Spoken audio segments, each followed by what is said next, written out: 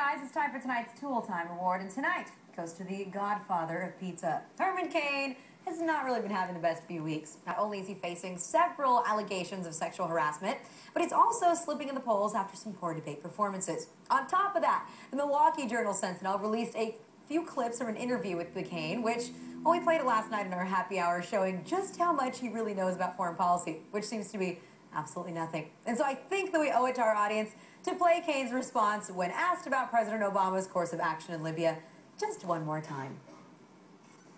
Okay, Libya. President Obama supported the uprising, correct? I do not agree with the way he handled it for the following reason.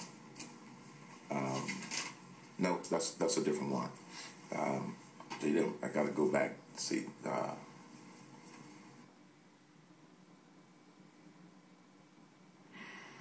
It's just too good. Well, today the Milwaukee Journal-Sentinel released another clip from that same interview with Cain, asking him who he'd select to be part of his presidential administration. And his response kind of blew me away. Would you talk for a few minutes about some of the people that you admire that we might see in a Cain administration? Oh, sure. Dr. Kissinger turned my offer down to be Secretary of State. He said he's perfectly happy doing what he's doing.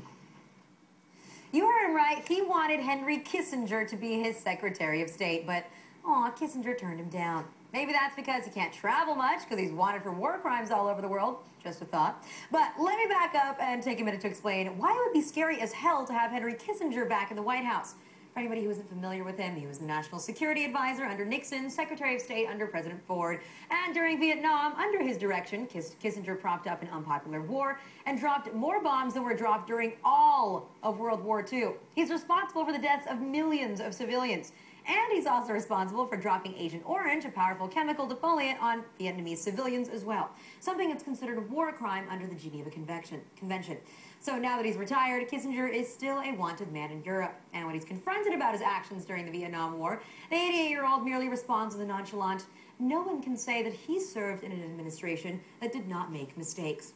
Right, and killing millions of civilians and brutally disfiguring others are just little mistakes. So obviously not enough to make Herman Cain not want to put him in his top foreign policy role in his administration. Who cares if he's 88 years old and a war criminal? Now, to be fair, he's probably the only name in foreign policy that Cain has ever heard of. So for asking Henry Kissinger to be Secretary of State, Herman Cain is tonight's Tool Time winner.